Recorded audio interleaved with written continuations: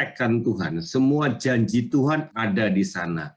Jadi semua rancangan Tuhan dalam hidup setiap kita sudah final karena Tuhan itu tidak ada waktu. Tuhan itu kekal. Jadi di sorga itu tidak mengenal waktu ya. Kita mengenal waktu karena kita di bumi. Jadi semua yang dijanjikan Tuhan yang akan digenapi Tuhan itu di sorga sudah ada semua. Dan sekarang kita di bumi, kita dengan keterbatasan ya, secara fisik, secara jasmani, ya kita belum bisa lihat, tapi kan ada, kan sudah eksis. Makanya kita tidak memakai sekedar jasmani, tapi juga melihat yang rohani. Melihat dengan apa alatnya? Alatnya imajinasi. Di dalam 2 Korintus 5 ayat ke-7, karena hidup ini kita jalani hanya oleh karena percaya penuh kepada semua janji Allah, bukan hanya kepada hal-hal yang kelihatan. Jadi janganlah jadi orang percaya yang sekedar yang lihat yang di depan mata aja ya, padahal kita harus punya visi. Visi itu belum terjadi, tetapi itu di sorga sudah final, sudah terjadi. Kita tembus alam roh, kita lihat semua yang dijanjikan Tuhan, visi Tuhan buat hidup kita di dunia, itu akan terjadi. Itu yang disebut janji-janji Allah. Kita imajinasikan, hidupmu nanti di depan akan seperti apa menurut firman Tuhan, menurut janji Tuhan. Makanya saudara harus pakai imajinasi supaya benar-benar karena percaya penuh.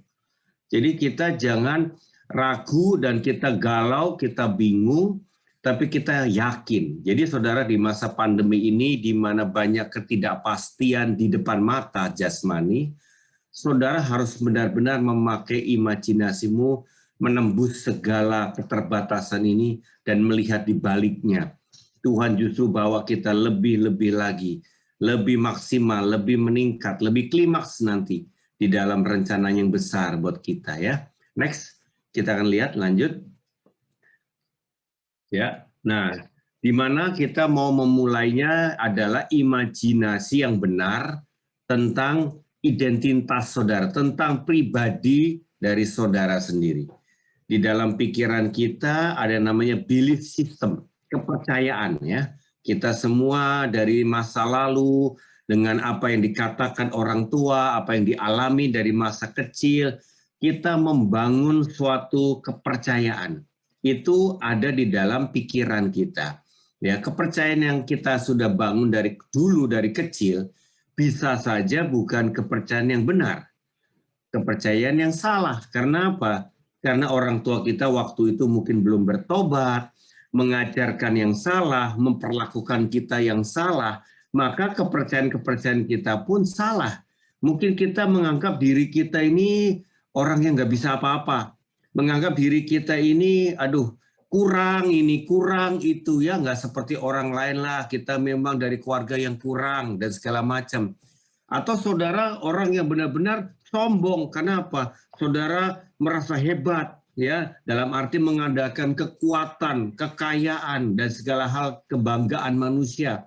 Jadi saudara punya kepercayaan-kepercayaan yang salah, karena menerimanya dari manusia, menerimanya dari dunia. Nah, makanya Amsal 23 7a dikatakan, sebab seperti orang yang membuat perhitungan dalam dirinya atau membuat bayangan, imajinasi tentang dirinya sendiri, demikianlah ia. Atau jadilah ia seperti itu. Jadi hidup saudara seperti yang saudara bayangkan. Kalau saudara bayangkan saudara bakal sakit ya dengan situasi COVID, ya bisa sakit beneran. Saudara jadi lemah beneran ya. Jadi semua tergantung apa yang diisi dalam imajinasi saudara. Dan masalahnya tanpa sadar kita sudah dibentuk dari semua pengalaman dan kepercayaan yang dari masa lalu yang salah bisa saja. Makanya pantas kita sudah jadi anak Tuhan, tapi cara berpikir, cara berimajinasi kita belum tentu sesuai kebenaran. Karena belum transformasi hati ya. Kita belum mengalami terobosan pemulihan hati. Atau hati itu apa? Imajinasi. Ya, pikiran bawah sadar sama saja. Jadi hati, pikiran bawah sadar, imajinasi itu sama, semuanya sama. Mari kita lanjutkan. Sekarang kita bisa lihat ya, next. bahwa Roh Allah yang kita terima sejak orang percaya, sejak lahir baru, itu sudah tinggal di dalam roh kita. Jadi Tuhan tidak keluar masuk, Tuhan tetap tinggal di dalam kita. Sejak dia tinggal, maka kita di dalam Yohanes 14 ayat 12 dikatakan, aku berkata kepadamu sesungguhnya barang siapa percaya kepadaku, ya kita orang percaya, ia akan melakukan juga pekerjaan-pekerjaan yang aku lakukan. Bahkan pekerjaan-pekerjaan yang lebih besar daripada itu, sebab aku pergi kepada Bapa. Jadi ketika Yesus pergi kepada Bapa, Roh Kudus dicurahkan, makanya Roh Kudus yang tinggal di dalam kita lah yang membuat kita mampu melakukan pekerjaan-pekerjaan yang Yesus lakukan, bahkan lebih besar. Karena sekarang bukan seorang Yesus, karena Yesus di dunia terbatas sebagai manusia juga, ya, hanya seorang Yesus yang di dunia waktu itu dengan segala keterbatasan, ya. Dulu teknologi sangat terbatas. Yesus tidak bisa waktu itu, dia bisa pergi jauh karena apa? Transportasi masih terbatas, ya.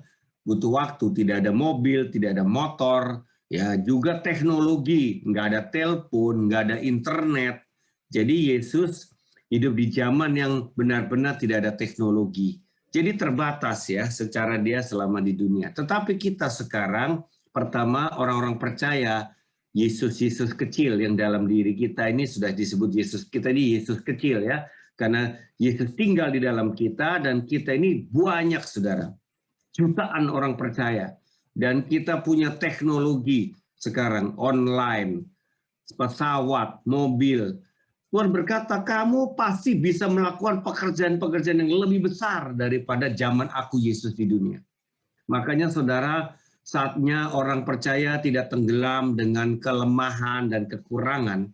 Saatnya kita membayangkan gereja, anak-anak Tuhan yang benar-benar hebat di muka bumi ini, yang akan menyatakan kekuatan Yesus, kemuliaan Yesus, kemenangan Yesus yang luar biasa kepada dunia ini, saudara ya. Jadi sekali lagi, bagaimana Anda memandang diri saudara?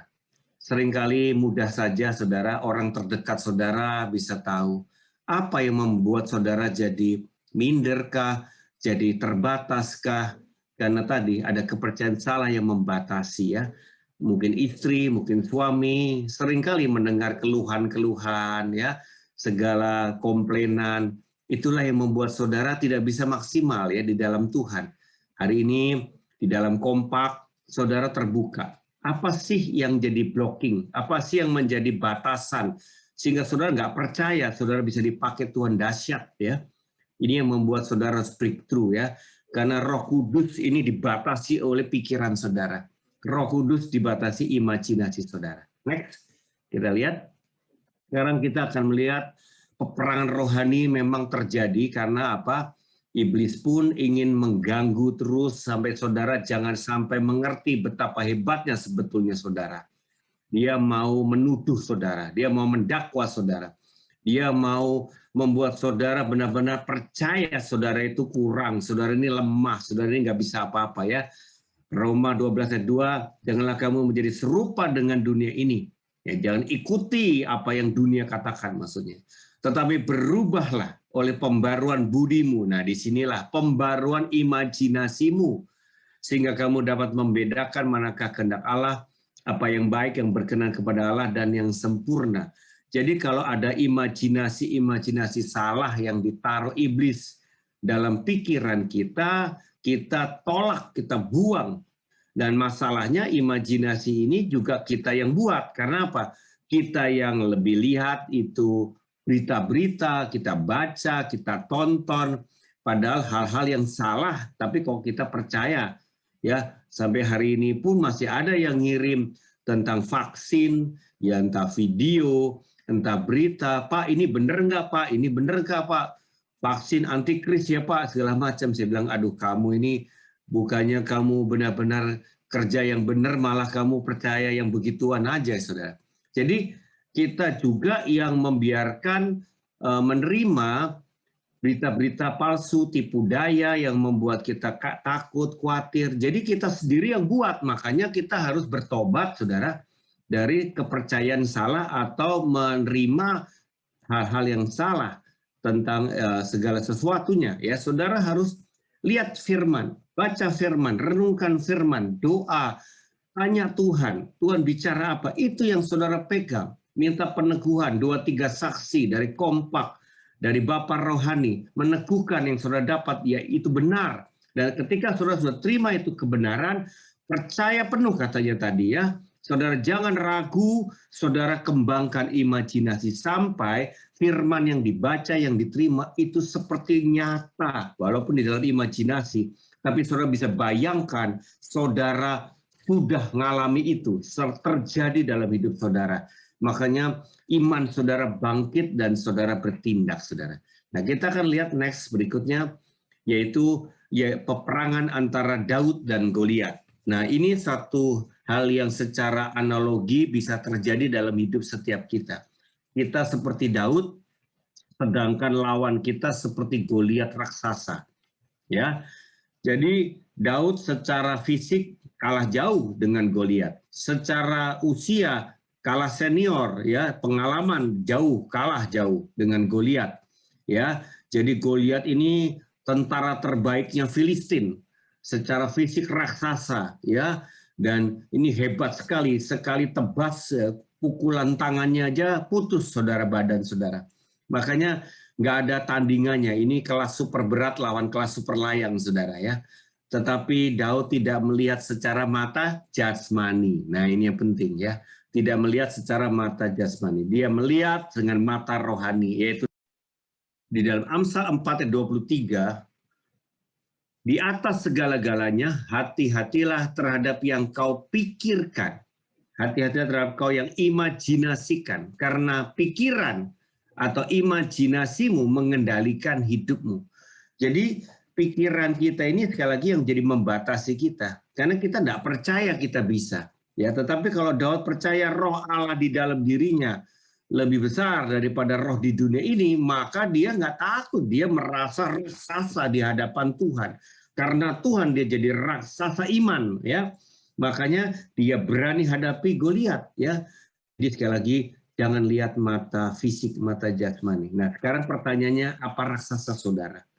Ya, bolehkah dengan di chat saudara masing-masing jujur ya dengan tubuh Kristus, saudara sedang menghadapi musuh seperti apa? Ya, ada yang secara umum COVID ini benar-benar jadi musuh saudara. Saudara kesel banget sama COVID sampai hari ini ya. Jadi mungkin saudara tulis saja COVID ya, karena COVID ini membuat saudara benar-benar tidak nyaman ya. Saudara belum bisa menikmati masa-masa pandemi ya. Kalau betul ya tulis saja COVID. Atau ada penyakit yang sedang terjadi baik saudara ataupun orang terdekat saudara, tulis ya. Papa sakit misalnya, itu raksasa saudara ya. Atau krisis keuangan, sedang jobless, pengangguran ya kan. Saudara benar-benar sedang kekurangan dana ya, kekurangan uang, apalagi konflik pernikahan ya, karena tiap hari di rumah saja saudara makin banyak ribut dengan pasangan hidup saudara, dengan mertua, dengan saudara dan segala macam yang terjadi ya. Kemudian apa? Kebiasaan-kebiasaan buruk ya. Malah saudara terjerumus segala kebiasaan buruk atau masih terikat dengan segala hal-hal yang buruk, entah itu maaf ya, rokok, pornografi, ya, saudara nonton drama, terikat sekali, atau apapun saudara. Jujur, saudara bisa akui, inilah raksasa saudara. Nah, saudara anggap raksasa karena saudara belum menang-menang ya. Jadi saudara dikalahkan. Sekarang saudara lewat pagi hari ini, mari kita bangkit saudara. Anggap semua itu nggak ada apa-apanya. Karena Tuhan di pihak saudara, dan Tuhan mengizinkan masalah ini untuk saudara latihan perang dan mengalahkannya, saudara. Saudara itu hebat, saudara punya roh Tuhan, saudara sedang melawan segala raksasa itu bersama Tuhan. Ya, mari saudara, percaya saudara, imajinasikan saudara. Di dalam 1 Samuel 17 ayat 45-46, Daud berkata kepada orang Filistin. Nah, ini perkataan yang dari iman ya. Hasil imajinasinya dia, keluarlah kata-kata ini menunjukkan apa? Engkau mendatangi aku dengan pedang dan tombak dan lembing, tetapi aku mendatangi engkau dengan nama Tuhan semesta alam. Jadi dia tidak bandingkan kamu pakai tombak, lembing, pedang, aku pakai nama Tuhan, lebih tajam, lebih besar, lebih dahsyat senjatanya. Nah gitu kan, Allah segala barisan Israel yang kau tantang itu, hari ini juga Tuhan akan menyerahkan engkau ke dalam tanganku, dan aku akan mengalahkan engkau dan memenggal kepalamu dari tubuhmu. Hari ini juga aku akan memberikan mayatmu dan mayat tentara orang Filistin kepada burung-burung di udara, kepada binatang-binatang liar, supaya seluruh bumi tahu bahwa Israel mempunyai Allah. Jadi Daud memperkatakan yang belum terjadi. Saat itu dia belum sampai mengalahkan dan memenggal kepalanya Goliat, tetapi dari perkataannya menunjukkan yang akan terjadi sebentar itu sudah tercipta, terbayang di dalam imajinasi yang bukan. Makanya dia mengatakan apa yang dia sudah lihat. Dia lihat nanti, nggak lama lagi. Istilahnya ya, setengah jam kemudian. Kamu bakal mati, kamu bakal saya putusin kepalanya. Bukan cuma kamu, tentara orang Filistin, semua jadi mayat. Luar biasa nggak saudara? Dan tinggal 30 menit, 1 jam kemudian sampai semua orang Filistin semua dikalahkan. Dia lihat segera itu akan terjadi dan dia akan alami itu semua. Karena apa? Seluruh bumi tahu bahwa Israel mempunyai Allah. Sekali lagi semuanya buat kemuliaan Allah, semuanya karena Allah. Ini yang membuat Daud mantap saudara, tidak goyah. Nah saudara, mari mulai hari ini saudara renungkan firman-firman janji Tuhan terhadap raksasa saudara. Itu bukan lagi raksasa bagi saudara. Makanya setelah saudara terima, saudara imajinasikan. Dan mulai dengan proses perkatakan, imajinasikan, perkatakan, imajinasikan. Ya, nah, disebut di sini, imajinasi ini adalah seperti rahim rohani, saudara.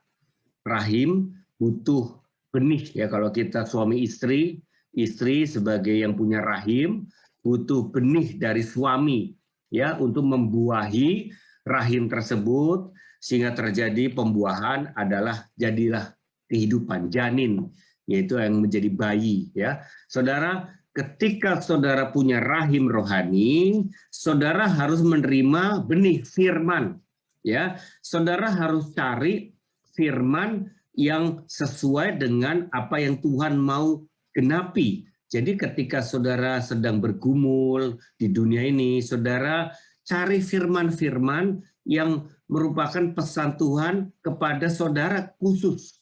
Saudara cari, memang ini beda dengan saat teduh yang setiap hari memang ada beda-beda ayat ya, setiap hari kita renungkan.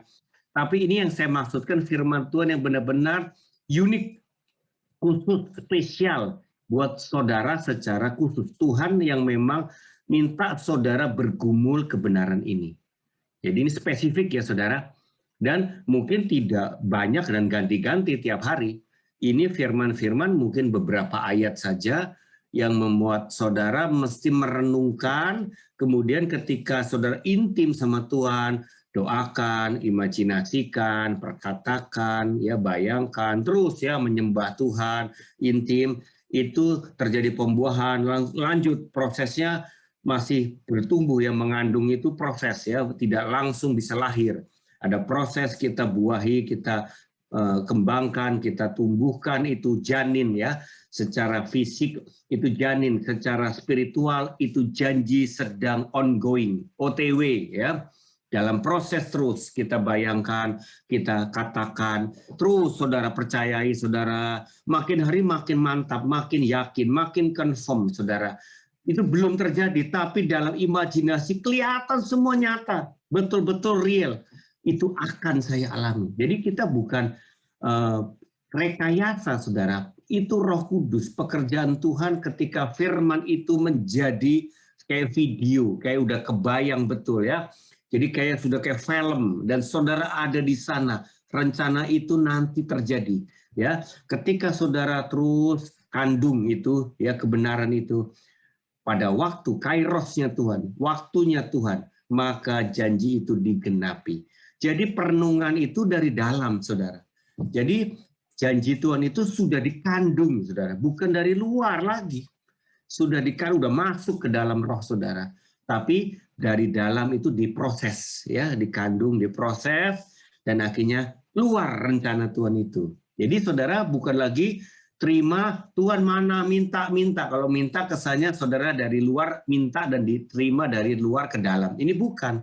Sudah di dalam, dikandung, kemudian dari dalam lahir. Berarti inside out. Nah ini proses saudara. Jadi prosesnya tiap orang beda, tiap isu beda, tiap kasus beda. Ya tergantung juga dengan ketaatan. Contoh Abram dan Sarai waktu itu dijanjikan akan punya anak, ya, bahkan bangsa pilihan, bangsa yang bapak banyak bangsa. Tetapi tidak langsung kan, padahal mereka udah otomatis tidak mungkin punya anak karena sudah tua renta, ya, sudah menopause Sarah. Tetapi mereka suruh mengimajinasikan sebanyak bintang di langit, sebanyak pasir di laut, itulah keturunanmu. Ditunggu, tunggu, sudah 10 tahun saudara, bayangin. Tetapi tidak kunjung tiba, makanya sempat kepleset saudara. Sarai mengusulkan Hagar saudara, akhirnya kepleset, lahirlah Ismail. Padahal Tuhan bilang bukan itu, kan dari kamu, bukan dari pembantumu. Makanya saudara kepleset, akhirnya baru 15 tahun diperpanjang, ya, jadi 25 tahun Ishak lahir. Saya nggak tahu lah kalau sampai dia tidak kepleset, saya rasa kok nggak sampai 25 tahun ya akan lahir Ishak. Tetapi itulah keadaannya. Jadi karena ketidaktaatan, makanya janji Tuhan yang harusnya lebih cepat bisa lebih lama. Makanya saudara jangan sampai saudara kepleset, jangan sampai saudara kompromi. Saudara fokus ya dengan disiplin, saudara bermesbah koram deo, saudara dijaga dengan kompak, saudara dijaga, jangan kepleset, jangan jatuh, fokus terus. Janji Tuhan itu akan terjadi ya. Oke, next. Oleh sebab itu saudara, kita lihat bahwa di dalam mesbah koram deo ini kita melatih suatu keintiman ya. Dengan benar kita mengalami Tuhan setiap hari. Saya melihat ya dari jemaat juga banyak orang yang kadang belum bisa mengalami keintiman ya. Ketika diajak mesbah koram deo, ada juga yang berkata kepada saya kok nggak biasa, saya kok nggak bisa ikut mengalir, saya kok masih nonton, lihat yang lain doa, tapi saya kok nggak bisa enjoy Pak. Ya, jadi seperti ini, saudara lihat sebuah rumah, dari tampak depannya saudara lihat jelek ini rumah. Makanya saudara malas untuk masuk. Saudara nggak ada keinginan buat masuk ke dalamnya, ngapain, bau lah, jorok lah. Saya di luar lebih sehat, lebih segar. Saudara nggak berminat untuk masuk ke dalam. Padahal ternyata kalau seandainya saudara paksakan diri masuk, di dalamnya adalah interior rumah yang sangat indah, nyaman, dan saudara bisa betah di dalamnya. Itu ilustrasi tentang kita dengan Tuhan. Banyak orang tidak bisa intim lebih dalam. Kenapa? Ada blocking tentang Tuhan yang salah. Ada blocking tentang hubungan yang nggak bisa mendalam. Saudara dari kecil nggak dekat sama orang tua. Saudara dari kecil dari keluarga yang kaku, yang tidak hangat. Dan saudara banyak luka dengan keluarga. Makanya saudara melihat hubungan itu sulit ya. Hubungan itu nggak bisa dalam. Buktinya saudara pun tidak bisa punya sahabat. Saudara mungkin tidak punya atau sedikit sekali sahabat. Selektif sekali, nggak aman orangnya. Banyak kecewa, banyak luka, gampang tersinggung ya, banyak negatif. Nah itu hubungan-hubungan yang rusak, disconnecting person. Makanya saudara ke Tuhan pun saudara melihat Tuhan pasti tidak bisa lah tolong saya. Tuhan mana sih perhatikan seluruh dunia kan banyak. Saya siapa? Masa saya diperhatikan? Mungkin Tuhan perhatikan orang lain dulu kali, jangan bukan saya kali. Banyak blocking saudara, karena pemahaman yang salah tadi ya. Jadi saudara tidak bisa masuk. Nah, sayalah orangnya saudara. Saya pun dari papi yang cuek, mami yang sangat dominan, kontrol. Saya tidak bisa dekat sama mereka dari kecil. Saya pun banyak hidup sendiri ya. Saya punya kamar, saya asik dengan kamar saya sendiri. Saya tidak menikmati rumah, saya hanya menikmati kamar saya sendiri. Saya hidup sendiri, saya pun punya teman tidak banyak ya. Itu pun waktu saya nakal, teman-teman saya juga orang yang nakal juga saudara. Saya tidak punya banyak sahabat karena saya tidak biasa punya hubungan mendalam. Sampai saya ya di Abalaf, saya diajak untuk berdoa. Ketika saya berdoa pun jujur saya tidak pernah bisa doa lama. Saya kalau doa ya sebentar-sebentar aja habis sudah mau ngomong apa bingung, saudara. Tapi ketika saya dibawa, Pak, kita doa puasa, Kak, kita mau nyembah Tuhan nanti. Saya bilang randonya apa? Nggak ada randon, Kak, ngalir aja, Kak. Saya bilang 2 jam ngapain? Bisa bosen, saya bilang. Tapi ketika saya berseru, Tuhan, saya mau masuk lebih dalam. Bawa saya lebih lagi, mengalami Engkau. Saya tidak mau tinggal di luar. Saya mau masuk lebih dalam. Saya berseru Tuhan, tuntun saya Tuhan, ajari saya Tuhan. Maka cukup dengan kerinduan, Bapa ingin Engkau masuk lebih dalam. Kalau engkau sudah rindu seperti itu, pasti Tuhan bawa masuk ya. Dan akhirnya saya mengalami hadirat Tuhan. Saya breakthrough, saya mengalami pemulihan demi pemulihan. Nah, saudara, itu yang Tuhan mau lakukan dalam hidup setiap kita hari ini. Ya, oleh sebab itu kita akan bertanya jawab bila ada Bapak Ibu yang mau bertanya atas penjelasan kuasa imajinasi. Silakan buka mic bisa, chat bisa. Ya, Bapak Ibu bisa open mic ya untuk pertanyaan-pertanyaan ya. Dan teman-teman yang melayani di grup BR bisa juga masuk di grup breakout room. Tadi ada saudari kita ya, Agustina Aulia, juga kita bisa kenalan ya di breakout room. Buat teman-teman yang ada pertanyaan, silahkan tulis di room chat ataupun bisa open mic ya. Dan kalau ada yang mau kesaksian juga bisa ya, teman-teman, silahkan. Ya, Kak Budi, saya ada pertanyaan ya. Apakah ada orang yang memang jenisnya itu visual ya? Jadi dia akan lebih mudah untuk mengimajinasikan. Tapi ada orang-orang yang dia itu akan lebih kesulitan di dalam mengimajinasikan sesuatu. Dan terus bagaimana kita bisa tahu imajinasi ini memang dari Tuhan, bukan dari keinginan kita ya, sehingga apa itu namanya, bukan kita memanfaatkan firman Tuhan untuk kepentingan kita gitu. Dua pertanyaan ya, Kak Budi ya. Oke, ya. Jadi memang ya saya sedang mempelajari satu materi tentang berbagai tipe orang berkontemplasi ya, berbagai tipe orang intim dengan Tuhan. Ya, saya sedang pelajari. Memang tipe orang untuk intim ya, itu berbeda-beda ya. Misalnya ada orang yang lewat alam, jadi outdoor, dia bisa menikmati Tuhan dengan melihat pemandangan alam ciptaan Tuhan ya, lewat alam ciptaan dia melihat keagungan Tuhan ya. Itu cara-cara ya. Tetapi sekarang kita lebih mudah dengan YouTube, saudara bisa melihat ya. Saya sering kali dalam intimasi juga menyetel lagu-lagu. Kalau saudara cari di YouTube ada yang namanya Focus Music.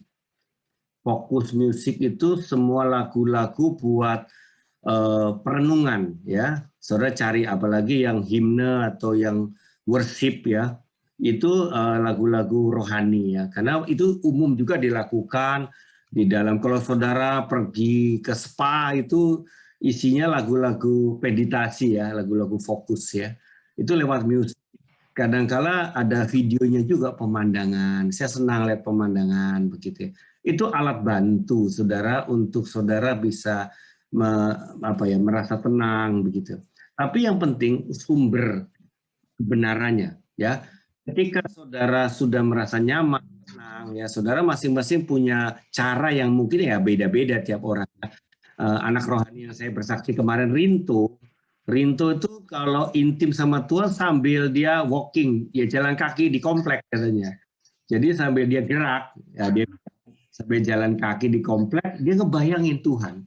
Dia bilang lebih hidup daripada dia duduk diam di ranjang atau di kursi. Nah itu beda cara, nggak masalah. Tiap orang temukanlah pola engkau bisa mudah membayangkan Tuhan. Tetapi masalah membayangkannya itu mesti dilatih. Karena alam roh itu alam yang tidak kelihatan, yang hanya bisa kelihatan lewat alam imajinasi atau lewat imajinasi saudara. Tapi cara saudara connect dan masuk kepada imajinasinya beda-beda. Ada yang mesti tenang di ruangan, sepi, ada yang jalan kaki sambil olahraga bisa imajinasi. Nah itu tiap orang kan beda-beda caranya. Ada yang sambil ada musiknya, ada yang malah harus sepi, ya macam-macam orang beda ya. Tetapi yang penting imajinasinya sama. Dia harus melatih. Nah masalahnya ada yang belum terlatih saja. Nah apa yang diimajinasikan? Firman. Nah ini jadi bukan maunya kita. Kalaupun itu campur dengan maunya kita, diuji saja. Ini benar-benar kemuliaan Tuhan atau kemauannya kamu, kepentingannya kamu, atau benar-benar kedaulatan Tuhan untuk kamu. Jadi kalaupun untuk sukses seperti apa, ya kan, berhasil yang seperti apa, tanya Tuhan dong. Hidupmu yang Tuhan mau berikan hidup yang seperti apa, begitu ya. Jadi diuji, didoakan, diuji. Nah itu kan prosesnya, ya sampai akhirnya saudara menemukan kemurnian dari semuanya. Jadi yang nggak murni disingkirkan. Lalu juga minta peneguhan 2-3 saksi. Karena biar benar-benar ada yang meneguhkan dari kompak, dari Bapak Rohani. Ya bilang aja, Kak saya dapat firman ini, saya bayangin begini, menurut kakak atau menurut teman kompak bagaimana? Tolong kalau salah koreksi saya, kalau benar ya teguhkan saya ya. Jadi minta peneguhan, itu menjaga saudara, bukan?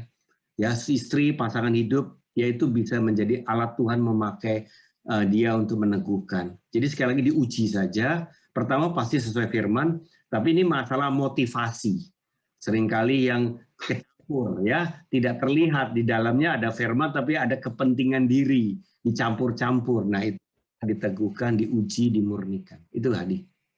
Ya, makasih Kak. Betul Kak, saya diteguhkan ya. Jadi memang kalau saya jalan kaki, terus kalau lagi nyetir mobil, itu imajinasi saya lebih bekerja dibandingkan saya di rumah sendirian nggak ngelakuin apa-apa, lebih mandek imajinasinya. Ya. Dan yang penting juga kita menguji ya Kak ya. Ya Pak Nyoman, ini udah open mic, silakan Pak Nyoman kalau ada yang mau ditanyakan. Ya, sedikit ini Pak Adi Ya, silakan Pak Nyoman. Ya. Selamat pagi Pak Budi. Ya Pak Nyoman. Tunggu diberkati mengikuti materi pengajaran imajinasi. Suaranya bisa lebih keras Pak. Lebih mendekat Pak kami. Iya. Kami ada pengalaman apa yang Pak Budi ajarkan kali ini. Cuma waktu dulu kan kami baru-baru kami terima Yesus baru setahun.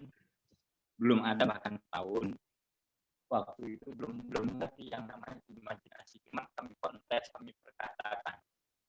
Suaranya agak putus-putus Pak Nyoman. Halo? Mungkin nggak perlu pakai video, tapi didekatkan aja HP-nya ke mulut supaya lebih jelas suaranya. Halo, sekarang gimana Pak Adi? Ya, sudah. Halo. Ya, sudah jelas Pak. Iya. Jadi awal mulanya kami terima Yesus sebagai Tuhan dan Juru Selamat saat kami baru bertobat. Mungkin baru 1 tahun kurang waktu itu. Kami diajari berdoa, doa-doa. Selain juga doa pelepasan, kami doa untuk doa-doa kontes. Saat itu istri saya, Bu Nyoman, dan anak saya dapat penglihatan mobil tim doa gitu Pak. Beda wujudnya yang dengan kami terima dari Allah Pak. Di 2010 Pak, 2010 ya 2010. Tapi kami pegang janji Tuhan, kami sering berkatakan Pak, kami terima mobil tim doa dari Tuhan, gitu. Jadi gratis, gitu. Jadi dari mobil tim doa gitu Pak. Kami nggak ngerti kalau sekarang pengajaran itu melalui harus kami imajinasikan. Kami tidak memang kami bayangkan mobil tim doa wujudnya seperti ini. Gitu, cuman kami confesskan, terima kasih Tuhan, kami sudah menerima janji Tuhan, apa yang Tuhan sediakan bagi kami untuk pelayanan. Gitu. Kemudian benar-benar 2019 bulan Oktober kami terima dari Apollo Pak, melalui Pak Tommy Grand Mac ini Pak. Ya, itu kesaksian kami Pak. Jadi Puji apa Tuhan. yang kami konteskan selama ini. Padahal waktu itu belum mengerti apa yang namanya imajinasi. Lah melalui pengajaran Pak Budi lah kami mengerti. Makasih ya Pak Budi, pengajarannya sangat memberkati kami Pak Budi. Amin. Terima kasih Pak, itu kami Pak, itu mobil itu sekarang kami pakai pelayanan Pak di sini Pak. Ya, puji Tuhan. Ya, makasih Pak Nyoman buat kesaksiannya. Iya Pak.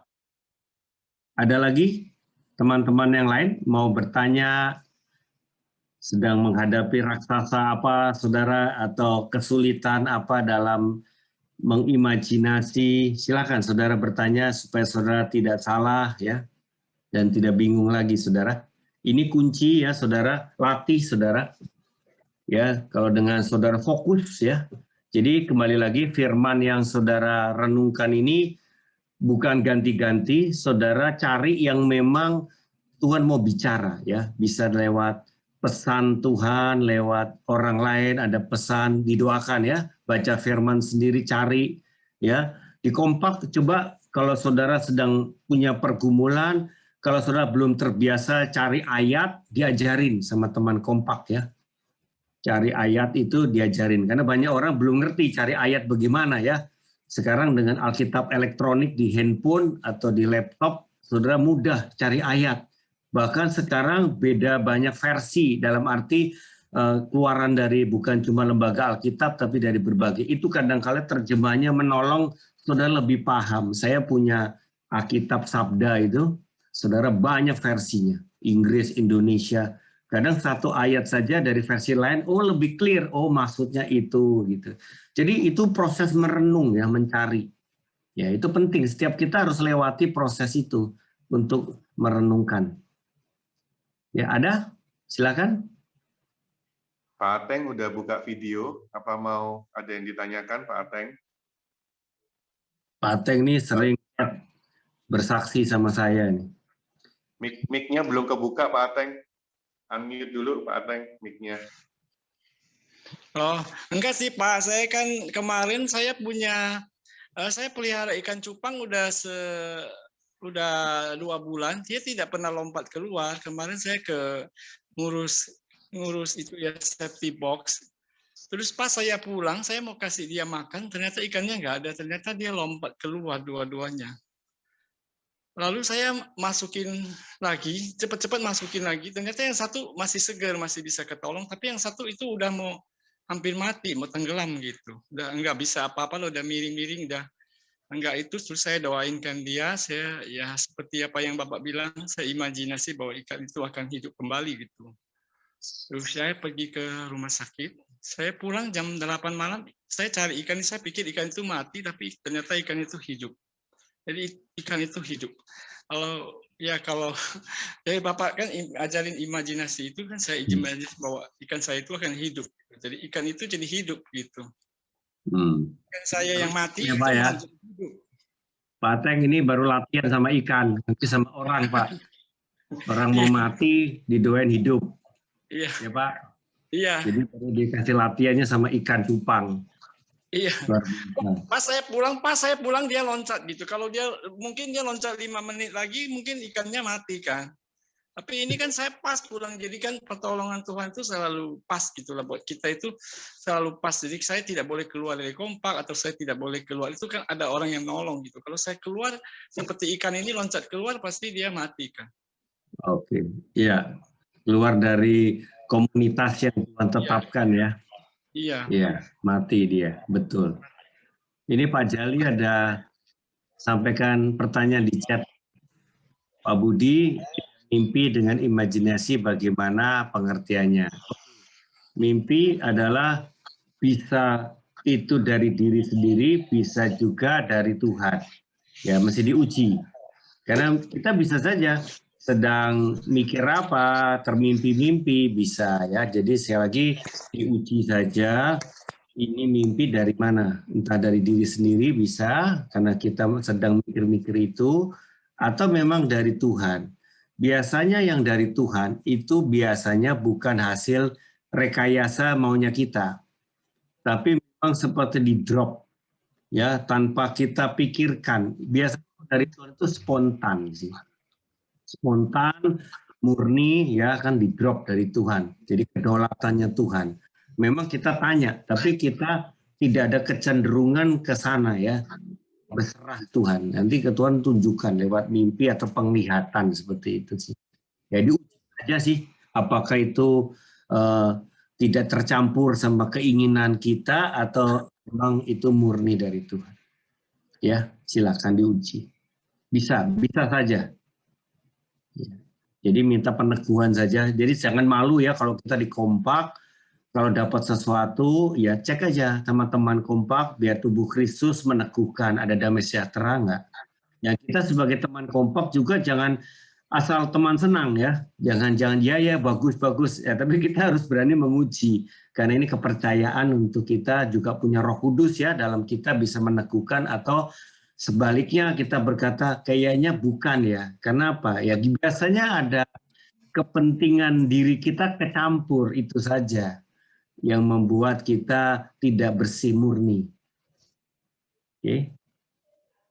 Ya, Kak Budi. Pak Yosua, apa ada yang mau ditanyakan, Pak Yosua? Atau mau ada kesaksian mungkin, Pak Yosua?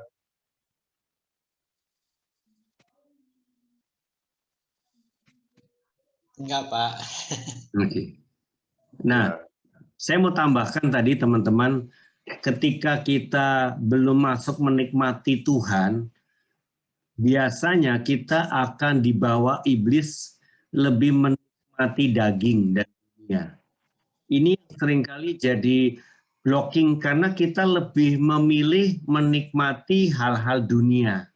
Jadi dari waktu-waktu kita lebih banyak melakukan hal-hal yang duniawi, ya kita sibuk di sosmed, kontennya juga duniawi gitu ya. Karena itu fokus kita. Nah, ini yang jadi problem karena fokusmu hal dunia terus, kamu diminta untuk fokus sama janji Tuhan, nggak dikasih tempat, nggak dikasih prioritas. Yang rugi adalah saudara sendiri, lebih menikmati yang dunia dan tidak menikmati yang surgawi. Nah, yang janji dari Tuhan. Jadi itu jebakan paling halus bagi banyak anak Tuhan ya, diseret pelan-pelan jadi duniawi. Jadi karena kita omongin yang dunia, kita lihat yang dunia, kita sibuk dengan hal yang dunia, enjoy-nya dengan yang begituan ya. Jadi dari obrolannya, bercandaannya juga semua yang yaitu kesukaan kita lah ya, kesukaan kita. Makanya nggak ada Tuhan di sana karena obrolan orang dunia juga mirip ya. Kepada kita nih anak Tuhan sama anak Tuhan. Tapi yang dibahas, yang dikatakan, yang dibercandain sama orang dunia nggak ada bedanya. Jadi Tuhan tidak terlibat dalam kebanyakan percakapan, kegiatan, dan yang kita sosmed, semuanya yang dunia, yang orang dunia lakukan. Dan saya rasa itu akan menjadi cara iblis menyeret kita tidak dekat sama Tuhan, tidak intim sama Tuhan. Sulit ya saya bisa bayangkan orang yang intim sama Tuhan, karena kalau sudah intim, kenikmatan sejati saudara terima, kenikmatan yang palsu saudara tidak lagi tersuka. Saudara mulai tinggalin, nggak suka lagi main games online, nggak suka lagi dengan sosmed yang duniawi, dalam arti ya sia-sia lah. Jadi kebanyakan lihat yang sia-sia, omongin yang sia-sia, begitu ya. Dan saudara udah nggak enjoy lagi kalau diajak seperti itu. Kayaknya udah, aduh ngapain gitu ya, ngapain saya habisin begitu, malah saya distract gitu. Itu problemnya, kamu ke distract. Itu iblis menggoda. Ya, hati-hati saudara. Imajinasimu jadi salah karena yang kau isi bukan yang dari Tuhan. Itulah masalahnya. Ya, Kak. Ya, ini ada Bro Pras. Bro Pras, apa ada pertanyaan atau mau ada kesaksian, Bro Pras? Ya, tadi mau sharing dikit aja. Ya, silakan. Ya dulu tuh saya kalau ya tentang Koramdio ini saya sudah diajak Kak Budi lama, tapi saya selalu iya, bilang iya aja. Kalau istilahnya kalau orang disuruh tuh cuma bilang absen aja karena sungkan ya awalnya. Tapi ya saya tetap ikut Koramdio, tapi saat itu masih nggak nyaman. Jujur aja saya ada sedikit ganjelan, sehingga akhirnya saya ngaku Kak Budi. Kak, saya ikut sebenarnya Koramdio, tapi saya pakai nama lain, ganti nama istilahnya. Kayak nakal lah istilahnya. Ya, akhirnya saya dibantu Kak Budi untuk beresin. Saat itu saya pemberesan dengan Ko Yongki ya sama Sisil sudah beres. Akhirnya setelah beres, saya merasa damai saat itu boleh ikut Koramdio. Koramdio saya udah mulai ikut, tapi masih susah karena kondisinya kan saya susah bangun pagi ya, sehingga kalau tidur malam pun saya tidur sampai subuh juga, baru jam 3 jam 4 saya baru bisa tidur. Saya kalau tidur mesti dengerin suara hujan dulu lah, pakai video suara hujan terapi katanya Kak Budi tadi. Nah Kak Budi bilang salah cara kamu harus benerin. Akhirnya Kak Budi ngenalin apa namanya lagu penyembahan Yesua itu ya Kak Budi ya. Ya, Yesus Abraham. Ya dari itu saya udah mulai pakai itu. Nah itu menolong, perlahan-lahan saya mulai bisa tidur lebih awal jam 1. Tapi kok masih malam. Sampai suatu saat saya lebih nggak nyaman, badan saya mulai sakit terus. Saya pergi ke sering check up ya itu kalau nggak salah atas saran Kak Budi juga. Dikatakan tidurmu tuh lebih awal lagi, jangan kemalaman. Kalau enggak badanmu hancur. Ya. Tapi saya masih belum bisa, saya ngeyel, nggak bisa bangun pagi, tidurnya malam. Akhirnya diajakin ke Koramdio masih ngeyel, tapi bisanya kacau jamnya. Sampai saat ya Tuhan jaga saya kena sakit. Akhirnya di sanalah saya punya waktu barusan. Karena saya harus opnam cukup lama di rumah sakit. Jam 5 pagi udah dibangunin, sebelum jam 12 malam sudah harus tidur. Di sanalah saya terpaksa setiap jam 5 pagi udah bangun. Dan ngapain? Akhirnya saya ingat kata Kak Budi, ya udah ikut Koramdio.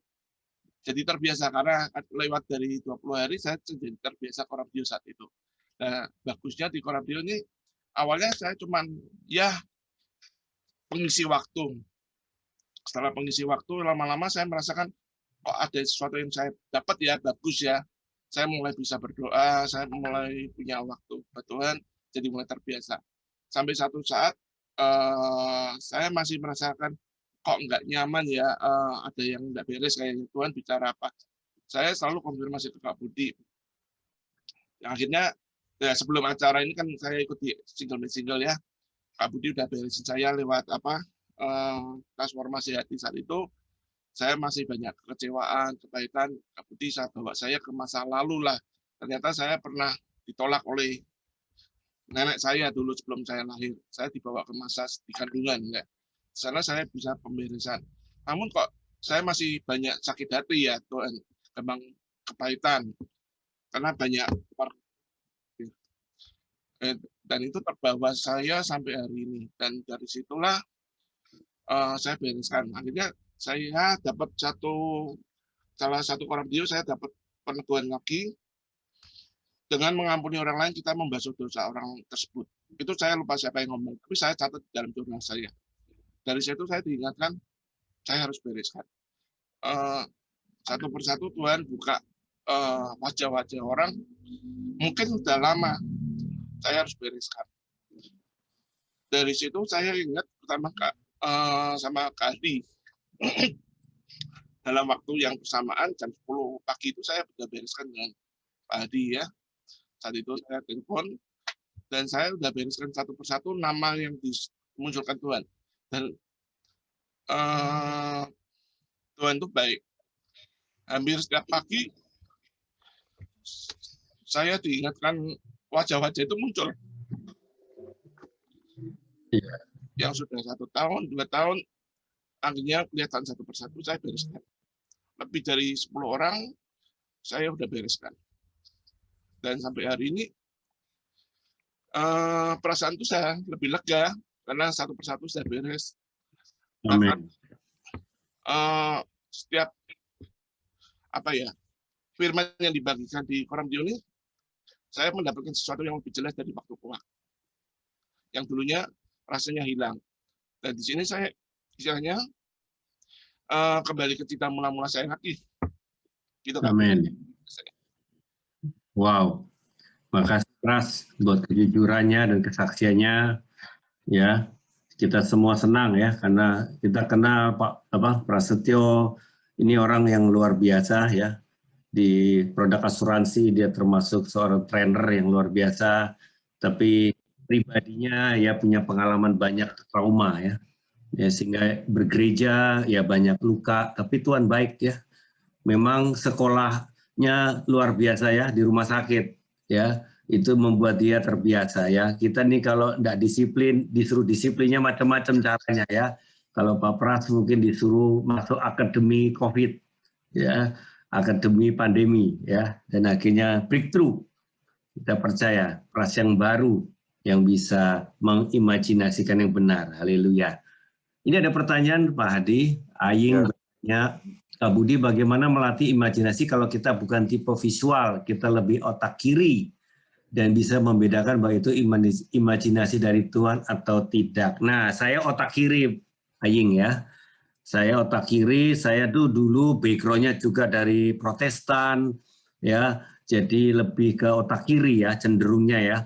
Makanya waktu saya ikut Abalaf, saya nggak pernah ngerti, oh orang bisa bernubuat, nyampein pesan Tuhan, waduh nggak kepikir, bingung saya.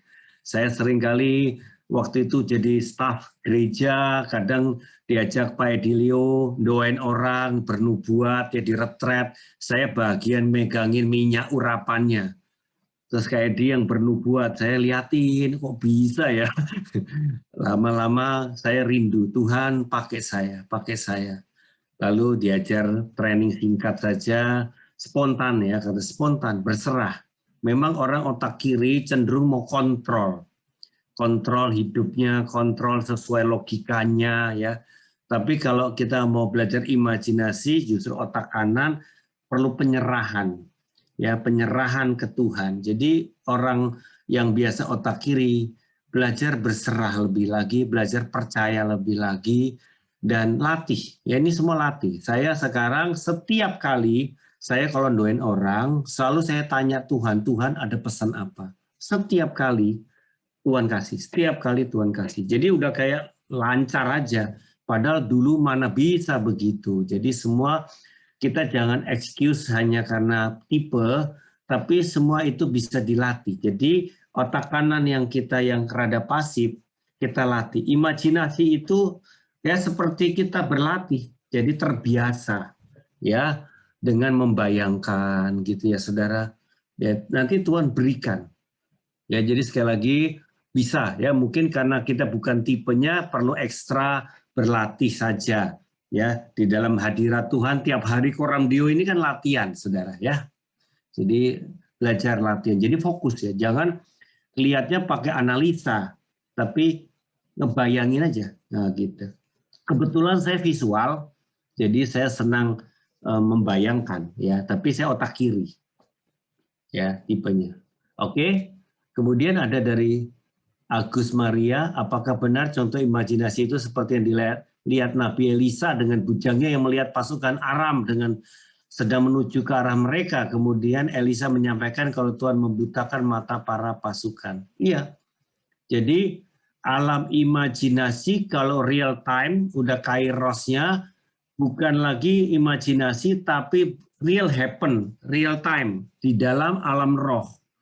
Tapi kalau yang belum masih di alam roh tapi belum nyata di bumi. Artinya belum jadi realita di bumi, masih di atas.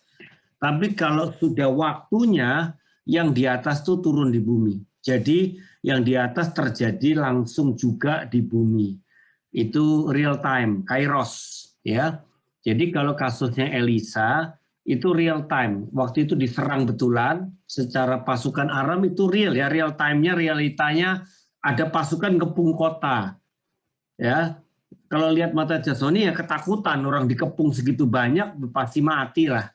Tapi dibukain matanya, imajinasinya ngelihat alam roh real time. Dalam alam roh saat itu juga memang pasukan malaikat lebih banyak mengelilingi mereka, melindungi mereka. Ya, itu terjadi. Ya, jadi imajinasi dibuka dan dia bisa tembus alam roh. Ya, oke. Betul, Agus. Ada pertanyaan itu Kak dari Linda ya. Linda Lydia Kak. Jadi sama dengan penglihatan, ya penglihatan itu cara memberi imajinasi. Jadi dikasih penglihatan supaya diproses, direnungkan, didoakan, dibayangkan. Jadi penglihatan itu cara memberikan firman. Jadi firman itu bisa dapat dari baca firman yang sesuai, ya nasihat orang bisa, penglihatan bisa, nubuatan orang bisa, macam-macam cara Tuhan memberikan firman. Ya, kalau penglihatan dicek, ini damai sejahtera dari Tuhan atau dari mana? Kalau dari Tuhan, itu cara Tuhan bicara sama saudara.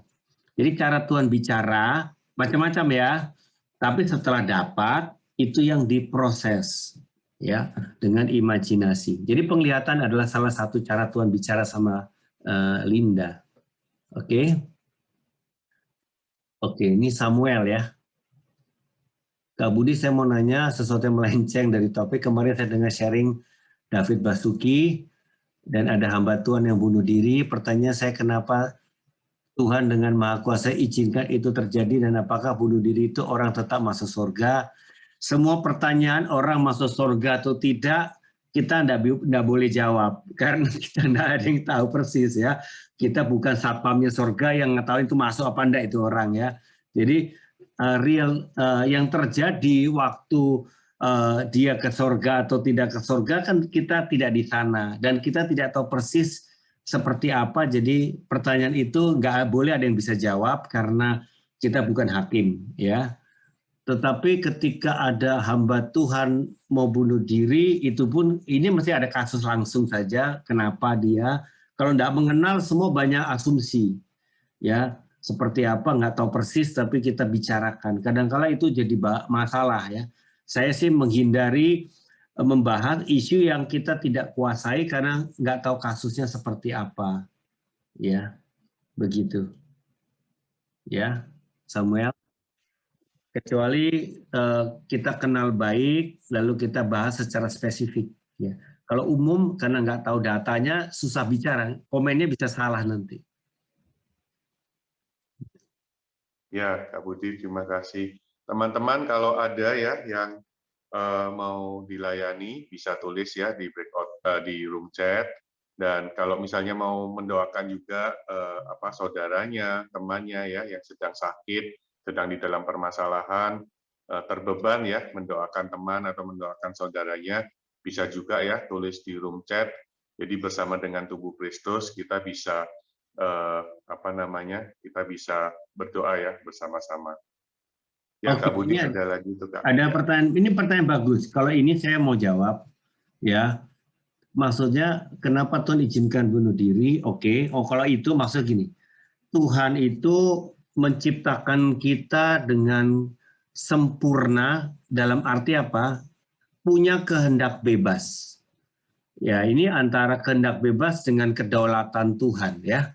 Jadi Tuhan berdaulat, tapi Tuhan juga memberikan kehendak bebas. Tuhan tidak menciptakan kita seperti robot. Kalau robot tinggal di remote control dari sorga, mau nggak mau kamu akan lakukan maunya Tuhan karena kamu robot, ya tidak bisa memilih sendiri. Tetapi manusia diciptakan sempurna karena ada kehendak bebas. Nah, kehendak bebas inilah kelebihannya kita, Tuhan menghargai. Kalau kamu mencintai Tuhan, itu hasil dari keputusanmu sendiri. Ya, itu yang penting, itulah kelebihannya kita. Dan Tuhan senang semua dilakukan dari sendirinya, bukan karena ya didesain seperti itu kayak robot ya. Nah, Saudara, makanya kehendak bebas itu membuat Saudara bisa memilih sendiri mau taat atau tidak taat. Dan disitulah wilayah Tuhan untuk kamu adalah ketika kamu tidak taat, Roh Kudus di dalam kamu menemplak, menegur kamu untuk bertobat. Tetapi kita bisa yang namanya mendukakan roh. Kita menolak teguran Roh Kudus, ya, mendukakan roh. Lama-lama berkali-kali masuk ke level berikutnya, memadamkan roh. Jadi Roh Kudus dibungkam. Jadi itu pilihan kita, karena kita mengeraskan hati, kita jadi bebal degil, lalu kita membungkam Roh Kudus. Padahal Roh Kudusnya mau bicara terus, tapi dibungkam. Nggak mau saya tetap mau dosa, saya nggak mau dengar Tuhan. Nah gitu ya. Sampai tingkat ketiga menghujat Roh Kudus, artinya tidak percaya Tuhan lagi. Nah itu murtad sudah. Jadi bunuh diri sama jawabannya. Kenapa orang bisa bunuh diri, kenapa orang bisa murtad, sama aja. Karena kekerasan hatinya, karena kebebalan hatinya, dia sudah mendukakan, memadamkan, akhirnya levelnya menghujat. Jadi membiarkan dirinya melakukan dosa fatal. Entah bunuh diri, entah itu tadi menolak iman, sama jenisnya. Jadi ya Samuel gimana? Kak Budi menanyakan, kan Anda firmanya kan bilang setiap jiwa berharga di mata Tuhan. Kenapa Tuhan tidak mengupayakan semaksimal mungkin mencegah orang itu murtad gitu, Kak? Gimana, Kak? Tuhan semaksimal mungkin, jelas ya Samuel. Tuhan bekerja sangat-sangat luar biasa. Tetapi kita itu punya kehendak bebas yang tidak diutak-utik sama Tuhan. Jadi Tuhan dalam kedaulatannya menyisakan satu wilayah yang namanya kehendak bebas. Ya, di luar kehendak bebas itu kedaulatan Tuhan. Jadi punya kehendak bebas yang dimana silahkan putusin sendiri. Dan Tuhan tidak memasung kehendak bebasmu dengan sampai kamu tidak punya. Contoh ya, tadi Pak Prasetyo, dia belum nangkap-nangkap. Tuhan mau bicara dia, tapi dia nggak mau, belum nangkap juga. Tuhan batasi ya dengan dia masuk rumah sakit COVID. Tapi kan tetap punya kehendak bebas. Kalau di rumah sakit malah kecewa, marah-marah sama Tuhan juga bisa. Tapi dia mengambil keputusan untuk mencari Tuhan. Jadi Tuhan giring, pepet terus sampai dia bertobat. Tuhan baik, Tuhan sengaja mau dikasih masuk rumah sakit, mau apapun ya kejadian, yang penting ciptakan situasi sehingga dia mencari Tuhan, itu maksudnya. Tapi kembali final decision-nya di kita, Samuel. Tuhan tidak kita robot. Ya kan final decision di kamu kok. Ya, kalau kita mau tetap bebal degil, itu wilayah kehendak bebasmu. Jadi sekali lagi, Tuhan berdaulat, kecuali dalam kehendak bebasmu, itu wilayah final kamu. Ya, thank you banget Pak. Pencerahannya saya baru tahu tentang dosa mendukakan Roh Kudus sekarang ini artinya apa. Ya, jadi mendukakan, kemudian memadamkan, dan 3 menghujat. Udah final kalau menghujat. Ya. Thank you banget Kak Budi pencerahannya.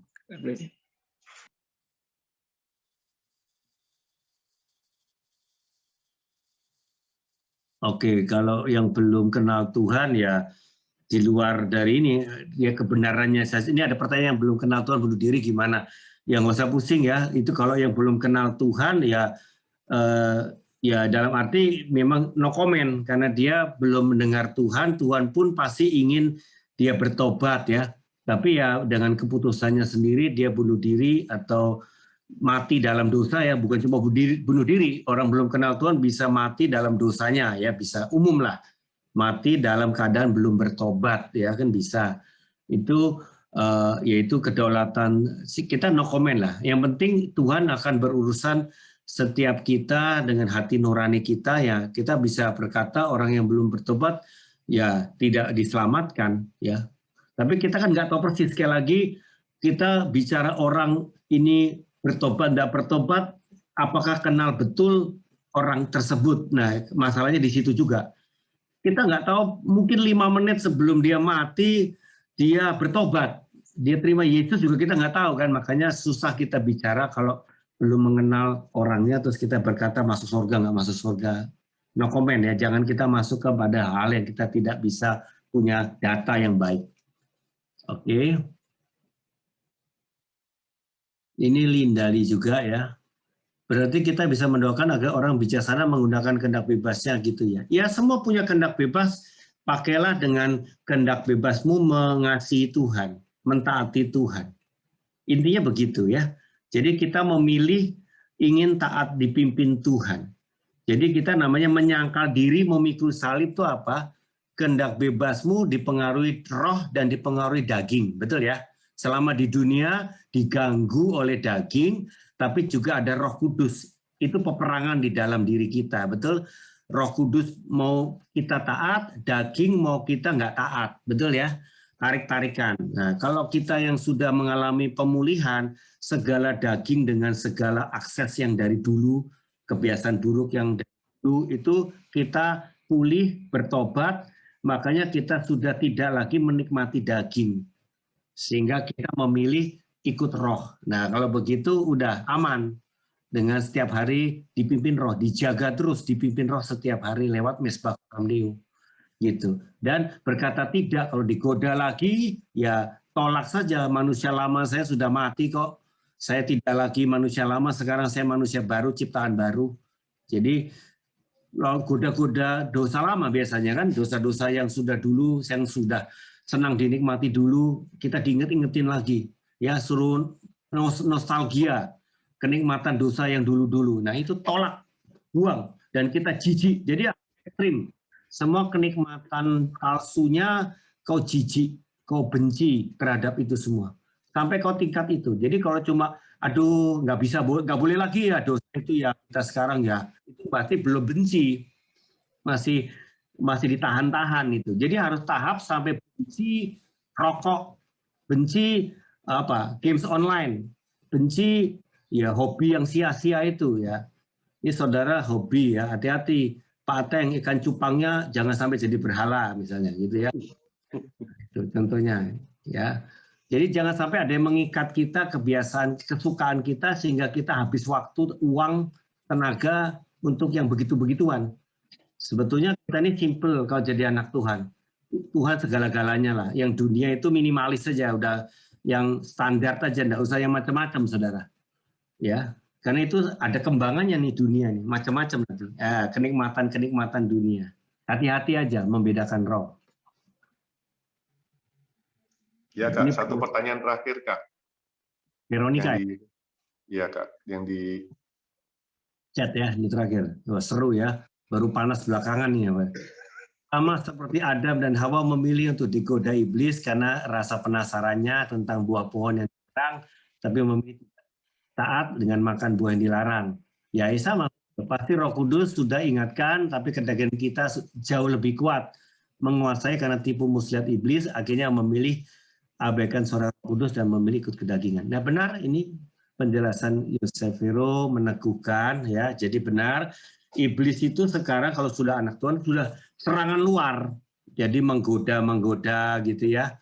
Nah kita punya pilihan untuk menolak tegas. Makanya disiplin menertibkan pikiranmu tidak lagi diisi hal-hal tipu daya itu. Kalau kamu gini, saya kasih contoh. Kamu bisa membedakan uang itu palsu atau asli. Nggak usah pusing yang palsu, cukup tahu yang asli. Kalau kamu tahu betul uang itu asli, di luar asli palsu semua. Jadi kalau kamu tahu firman dan kebenaran yang asli, di luar itu palsu semua. Jadi kalau kamu ditawari pikiran yang ngaco, gambar yang ngaco, cara yang ngaco, kalau kamu punya yang tahu yang benar, ini nggak benar, ini bukan dari Tuhan. Saya nggak damai. Itu maksudnya. Jadi cukup tahu Tuhan itu yang asli dan firman-Nya itu yang asli, di luar itu palsu, jangan ikutin. Itu Pak Hadi. Teman-teman semuanya hari ini ya. Ya, makasih Kak Budi buat sharingnya pagi hari ini, sangat memberkati kita ya. Ya teman-teman, kita juga ada kompak ya selain Koram Deo. Jadi kalau hanya ikut Koram Deo pagi ini kita belum lengkap. Kita bisa ikut komunitas sepakat. Jadi komunitas sepakat ini nggak lama-lama ya, hanya sekitar 30 menit sampai 40 menit. Nah, ada link Zoom-nya. Ini link Zoom-nya juga tidak berbayar ya, pribadi. Jadi ada yang untuk wanita, ada yang pria di layar ya, sudah terlihat. Teman-teman bisa pilih waktu yang cocok. Ini juga sebagai satu bentuk equipping ya. Jadi kalau teman-teman sudah ada kompak dan kepingin kompaknya mengalami satu breakthrough ya, satu terobosan, bisa ajak teman kompaknya untuk ikut ya beberapa kali di link Zoom yang sudah ada, belajar ya. Nah, kemudian kembali lagi ke kompaknya. Jadi ini sebagai satu bentuk equipping juga, kompak-kompak yang sudah kita tampilkan ini, supaya teman-teman juga bisa belajar ya, bagaimana berkompak ya, bisa transfer DNA-nya, transfer spirit-nya juga lewat link Zoom kompak yang sudah ada. Ya, juga satu hal yang terakhir, kita, oh ya ini ada Mesbah Koram Bio malam juga, kalau teman-teman nggak bisa ikut ya, pagi ada yang jam 7, jam 8, dan jam 9. Ya, saya tadi diingatkan untuk bagaimana teman-teman kita bisa mengalami Tuhan ya lewat Mesbah Koram Bio ini ya. Jadi ketika kita mengikuti Mesbah Koram Bio ini, kita bukan hanya sebagai penonton gitu ya, seperti kita di bioskop gitu ya, tetapi kita mau ikut mengalir bersama. Nah, bagaimana caranya? Dengan kita aktif ya, dengan kita bersuara. Jadi ketika ada teman kita mendoakan ya, seperti tadi Bro Suhendri ya misalnya dapat tentang memberi gitu ya. Nah, kita mesti ngomong gitu ya. Kita ngomong apa itu namanya?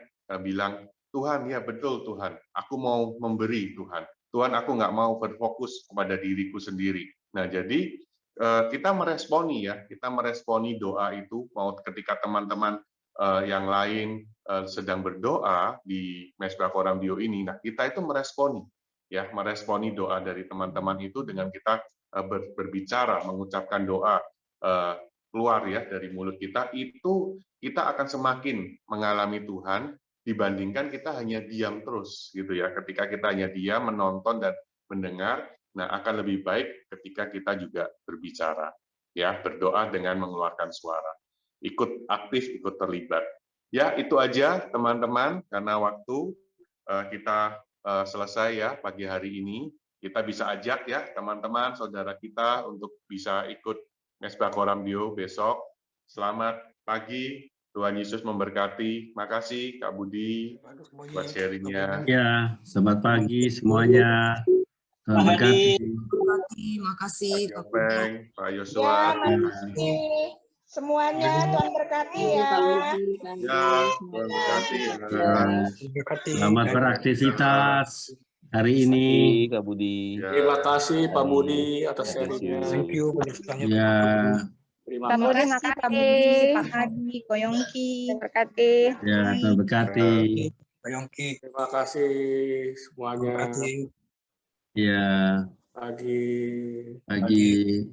Bu Anneke, selamat pagi Bu. Anneke, selamat pagi. Pak Hendra, selamat pagi. Selamat pagi juga Pak Budi, Pak Hadi. Oke, Mudah-mudahan bulan Juli kita tatap muka ya Pak Budi ya. udah kangen ya. Bulan Juli tatap muka udah enak nih habis. Saya udah divaksin. Puji Pak Budi Tuhan. divaksin ya? Udah. Waduh, mantap. Pak Billy juga udah divaksin. Ya, benar semua. Juga Hamba-hamba sudah. Tuhan sudah divaksin semua. Ibu dah. Hana udah ya. Di mana Bu vaksin? Di Papanggo, di tempat anak tugas. Daftar lewat apa Bu? Anakku yang daftarin gitu. Pas Iya, dia di iya. Ya, yang 60 tahun ke atas ya, lansia bisa. Iya. Tahun masih pengelompokan profesi. Benar. Belum semuanya Iya. Pak Budi. Tenaga kesehatan, pendeta, begitu masih terbatas. Iya, benar. Belum Ya, semuanya. nanti Pak Budi, nunggulah bagaimana berdomisi. rasanya habis divaksin rasanya? Nah, biasa aja. Nggak rasa sakit? Nggak rasa biasa, sakit? biasa. Biasa ya? Biasa, Wah, biasa aja nggak apa-apa. Oke, saya mau dah. Ya, kalau Pak paling Budi. tangan yang disuntik rada pegel-pegel dikit, biasa lah. Oh, ada nggak setengah jam pegelnya? Nggak pegel secara serius. Oh, ya udah. Oh, Nggak masalah. Oke, mantap. Ya. Terima kasih Oke. nih kalau Pak Selamat. Budi udah vaksin udah saya mau dah. Iya dong, vaksin dong. Iya. Supaya bisa lebih luasa. Ya. Oke, amin. Oke, Ya. Tuhan Oke, berkati. terima kasih Pak Budi.